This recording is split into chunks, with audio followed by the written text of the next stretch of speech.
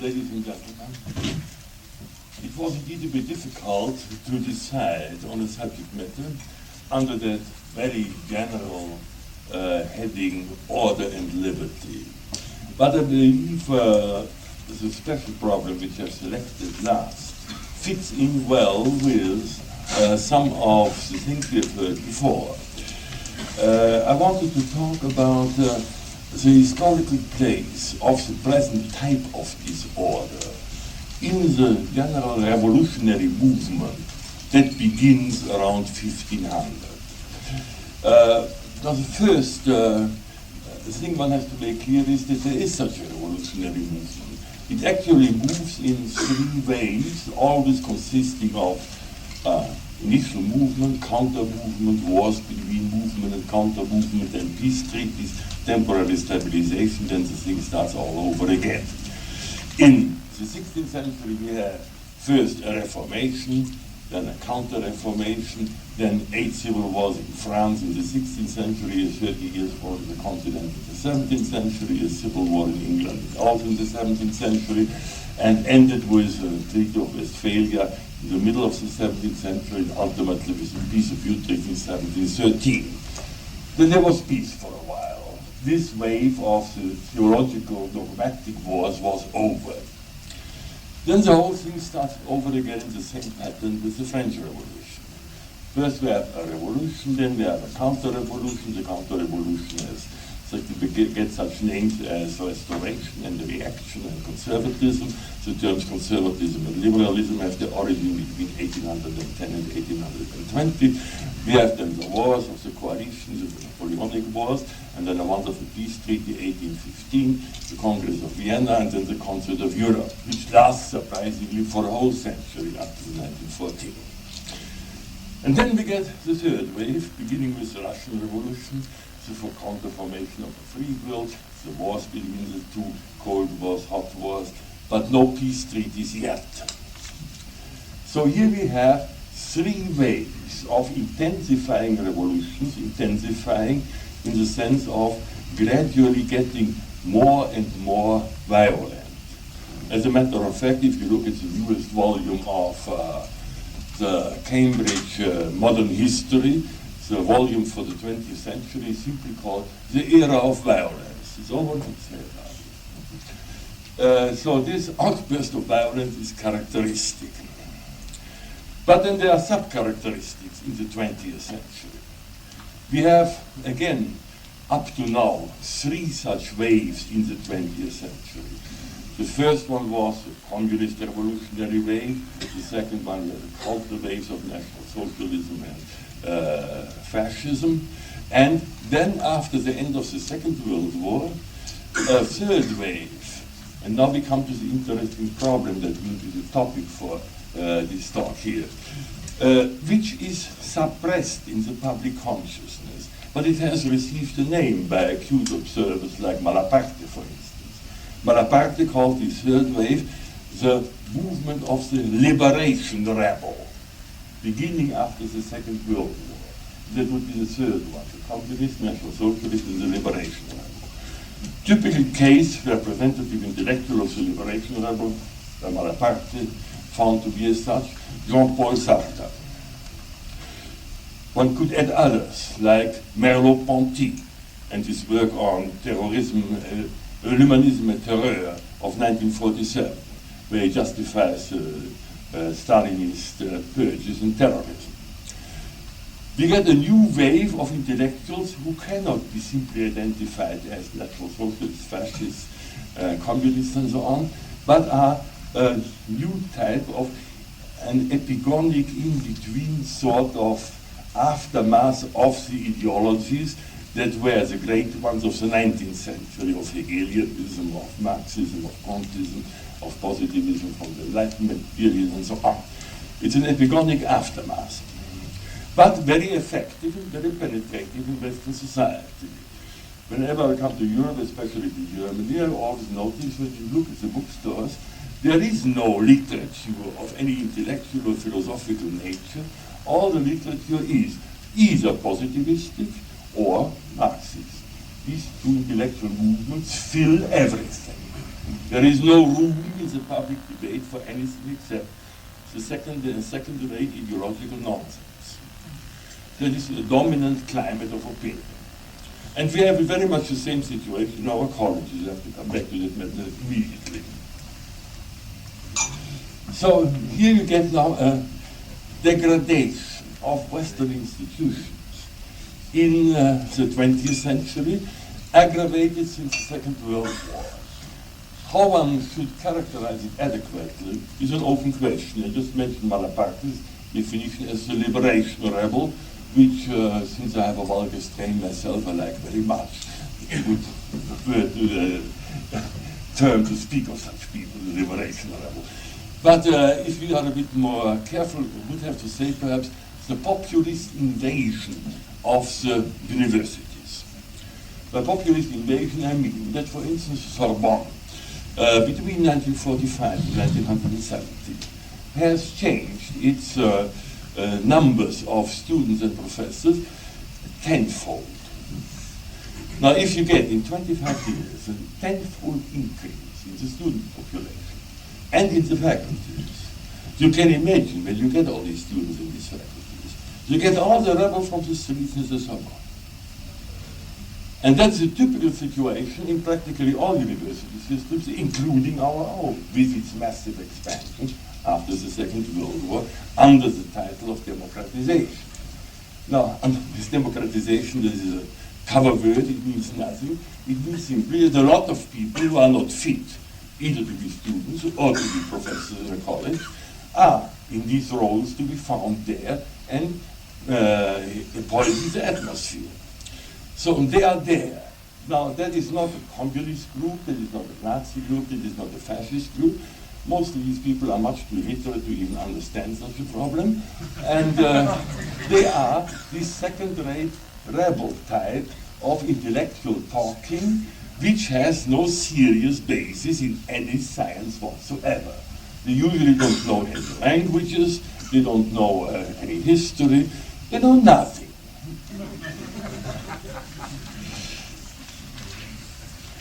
In a great university, I don't want to become too personal, for instance. I gave them, as a visiting professor, a course in the development of religious consciousness from Homer to Alexander. And I got from the humanities division there the 25 best students they had.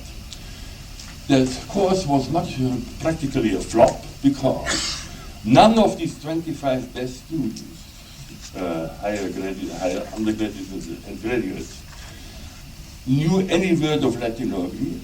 None of them could read any book in a foreign language. None of them knew anything about history. Well, it's endless. You can't. There is no university left when you have that situation. That has sometimes very odd consequences. For instance, I was very much shocked when in 1967, 1 year even before the revolutionary events on the streets in Paris, Raymond Aron resigned, I believe it has happened for the first time in the history of the Sorbonne, his professorship in the Sorbonne, and went to the Collège de France, because that rebel atmosphere was so intolerable to him. And I had a very interesting experience just a few weeks ago. In some matter, I had to write a letter to William Cantor Smith, the Islamist at Harvard. And the answer to that letter came back, addressed it to Harvard, came back from Dalhousie University, Halifax, Nova Scotia. He has left Harvard, resigned a Harvard professorship in order to go to Nova Scotia because the intellectual environment of Harvard is intolerable to a man of his qualifications. See, that's the sort of reactions you get all of a sudden. Now, what is going on there?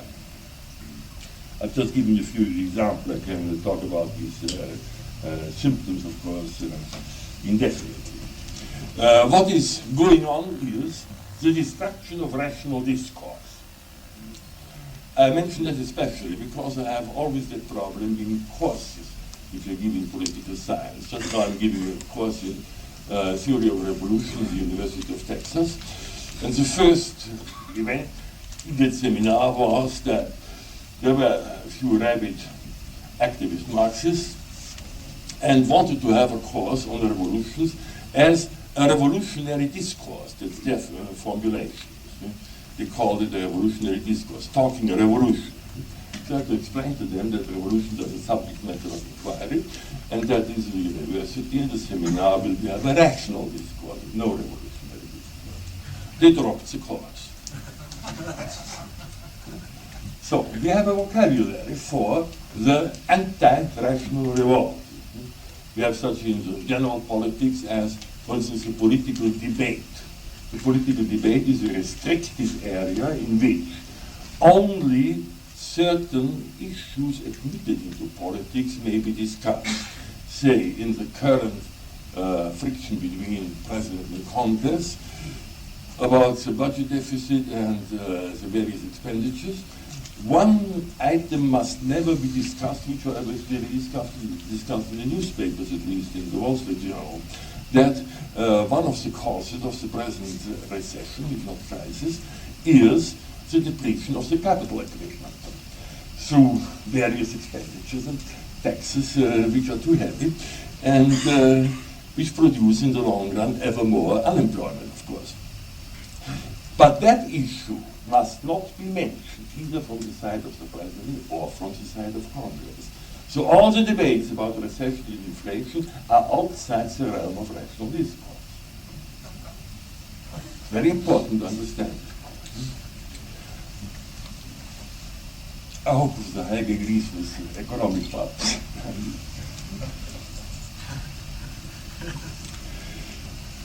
Now, what is wrong here?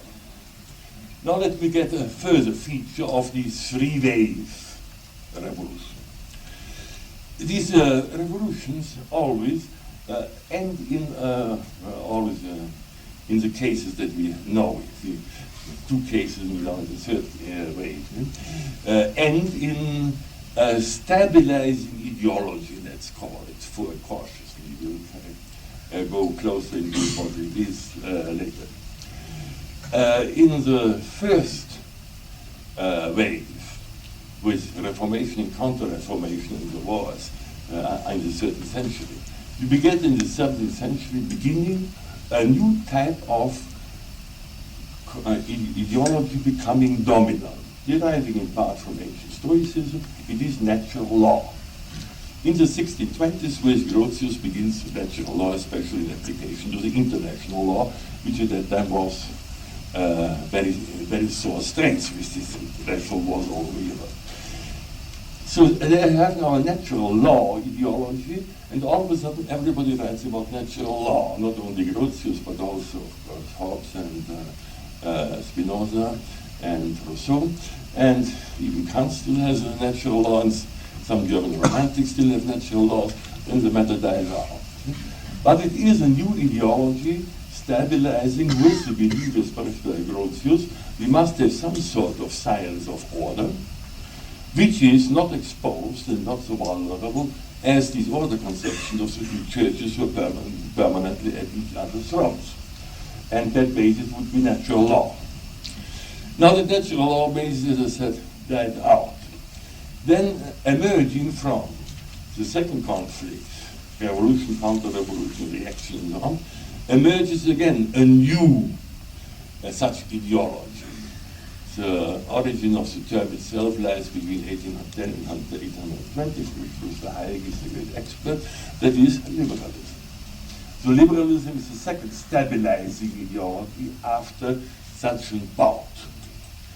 That liberalism, however, is run over by the third wave of the revolution, by the ideological, because if you have, as we have heard in this luncheon talk, if you have political institutions supposedly libertarian, then you get in these institutions with general suffrage all the people who are no longer rational but are adherents of ideology. And you get in such phenomena as the bloc majority of the Weimar Republic, the victory of Hitler, in due legal parliamentary democratic form. Nothing wrong with it. That was democracy. And when you have that situation, that third situation, you would expect there will be in development now a third type of stabilizing insight into questions of order comparable to the natural law in case number 1 and to liberalism in case number 2. And as a matter of fact, there is. And I'll give its characteristics right away. But in the meanwhile, still, the epigonic advances of the secondary ideologies, the liberation rebel type, which is the dominant one, are still very strong. So I would say, that this has also been made in one of these discussions, that some of its zeal and fervor and loudness at the moment is determined by the consciousness that the matter is dying out, that they are at the end. Now, what does it mean that they are at the end? Now, one of the symptoms that things are at an end in this affair and changes are impending is that, for instance, a talk like the one which I give to you here now could not have been given by anybody in the Western world 50 years ago because nobody knew anything about the problem. When I was a student in the 1920s, I was faced with communism, I was faced with fascism, with national socialism, and I had to find out for myself what these things are. There was no political science in existence that would tell you what kind of movements it were. There was nothing. In the meanwhile, such a political science has developed in historical science, which explains what these things are, and they can be analyzed and they can be understood by now. For instance, these 3 waves, which are in part based, so I don't want to cover up sources, by the excellent analysis of Henri Gouillet, the philosopher and so on, in his Jeunesse d'Auguste Comte, where he gives for the first time the analysis of the problems of restoration, the revolution, and its multiple meanings. When you expand that, you get into this 3-wave pattern which I have explained here. So I recommend warmly Henri Gouillet's introduction to the 3rd volume of the Jeunesse d'Auguste Comte. And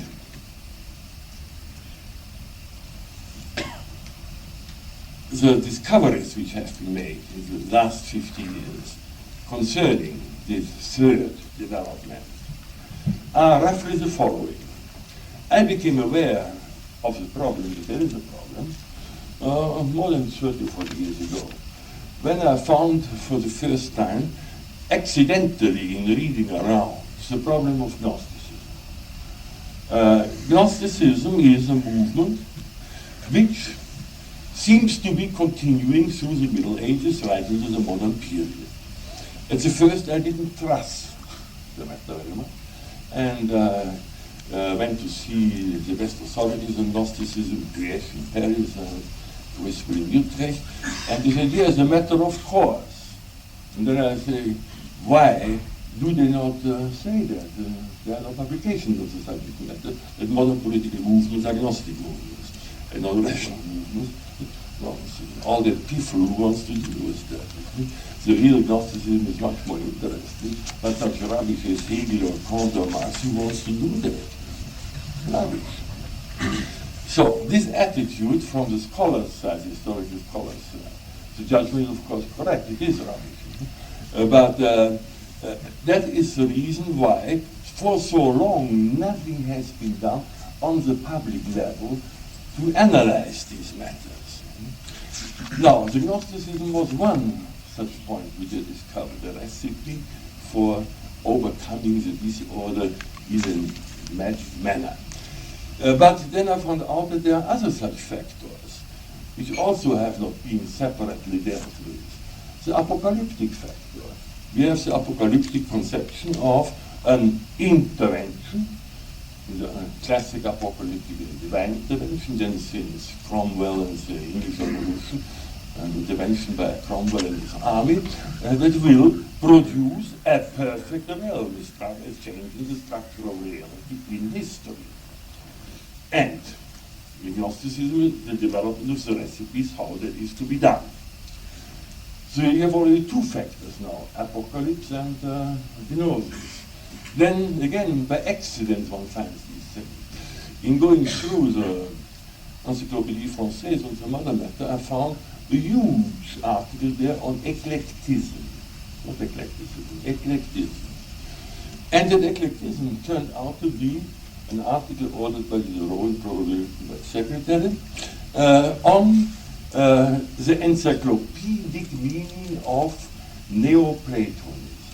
The concept of the encyclopedia is a Neoplatonic concept, and the Neoplatonic concept of encyclopedia has the purpose of putting at the disposition of the man who knows everything the means of acting in history.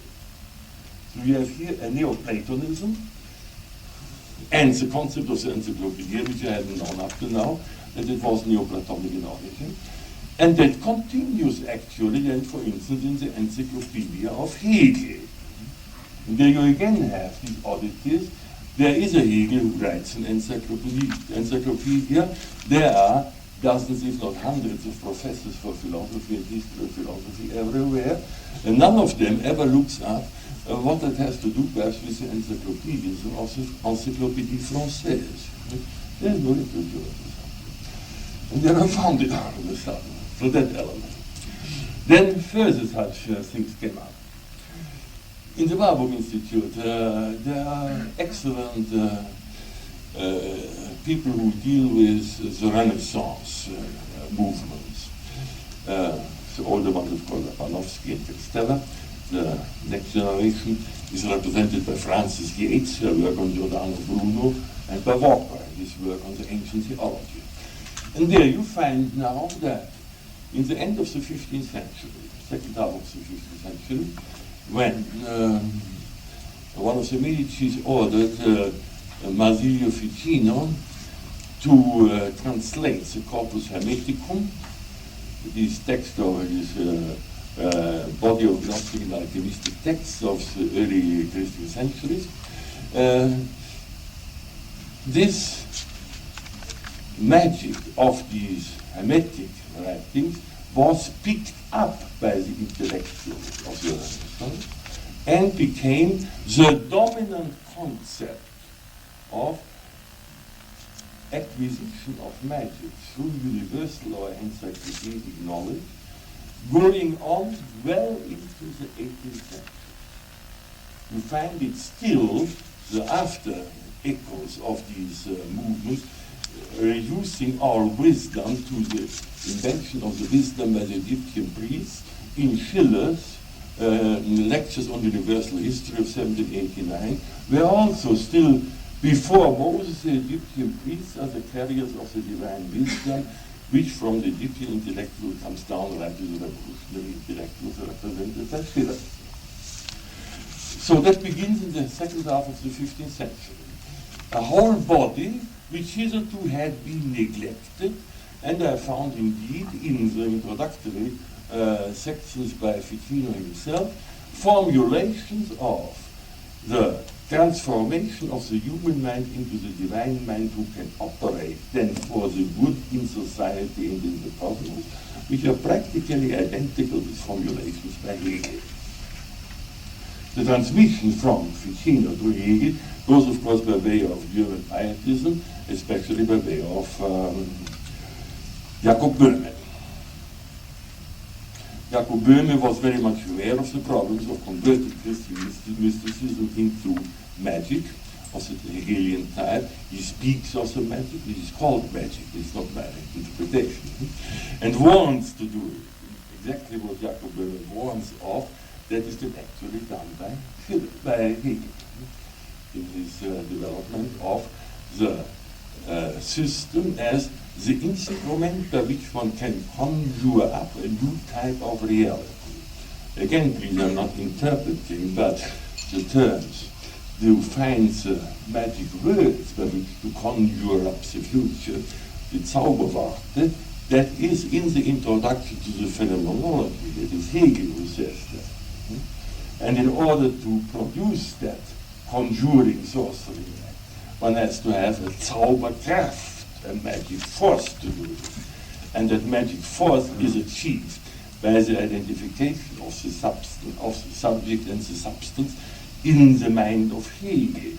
in which the divine Geist is absorbed into Hegel's Geist.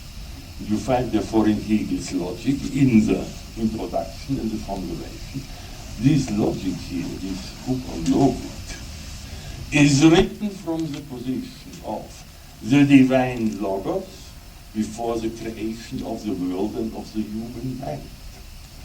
That is the formulation of the Gospel of John. That is, Hegel takes the place of Christ in the Gospel of John, only bigger and better. What Christ did not deliver completely, now Hegel will deliver by his system. So, now all these things may sound strange to you, but they have been discovered only the last 50 years. And we have today a knowledge of these methods, like you know, just a few points. A knowledge of these methods which previously didn't exist.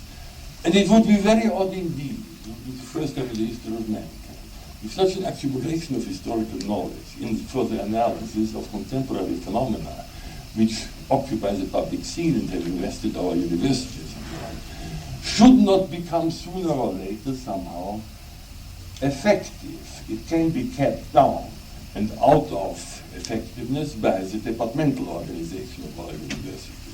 The Department of History also simply will not permit the students to know anything. That is a very important point. They must not find out what is science, but it cannot be maintained forever. Somehow they still find out. Because some of these books are available in paperbacks and find it you found across the street of the bookstore. And some people read them.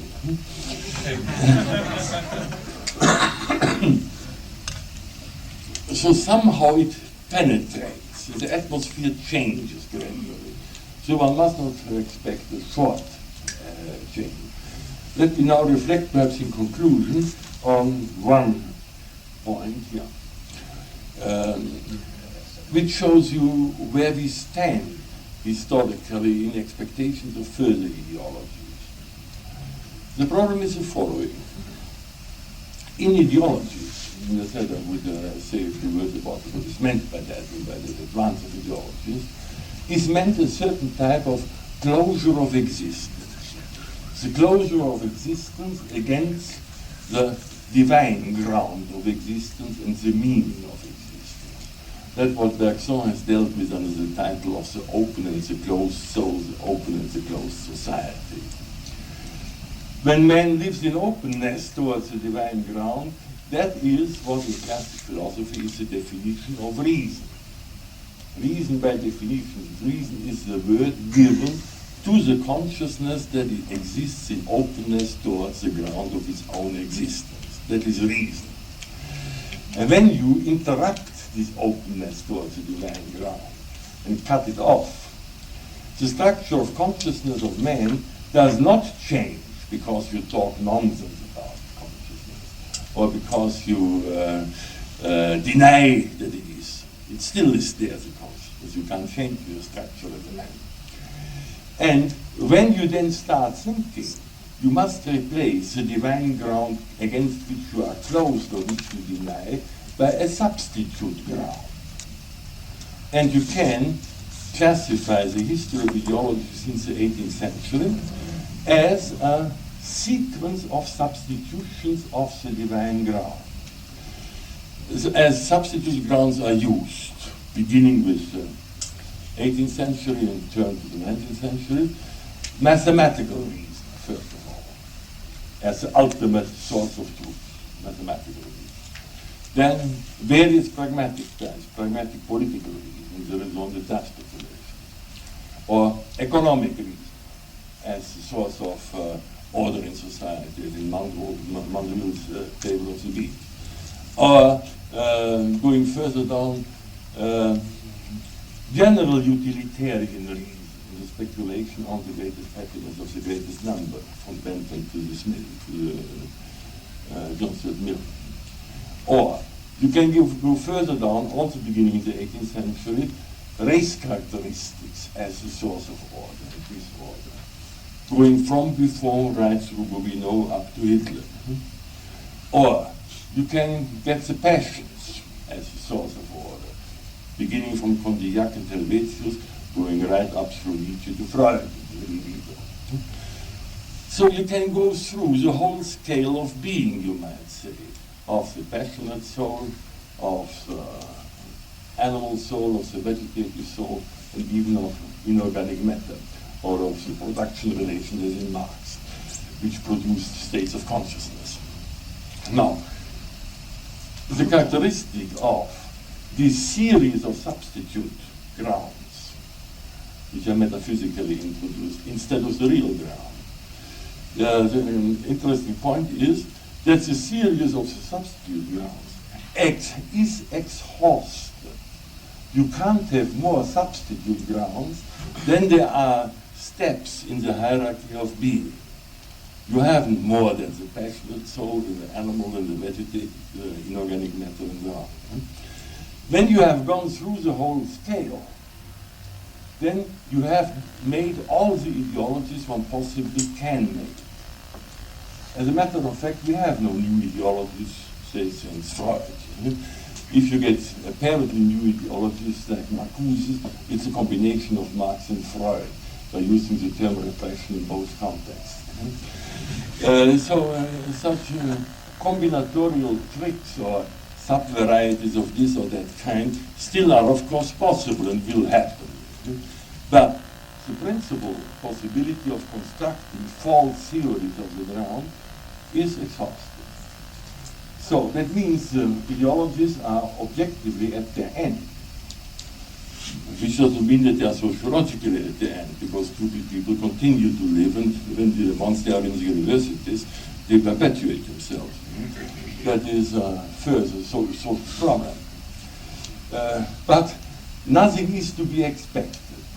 On the other hand, there is to be expected that these historical analyses, which is a much more radical analysis than ever the natural law or the liberalism of the 19th century have been, that this radical analysis will become effective.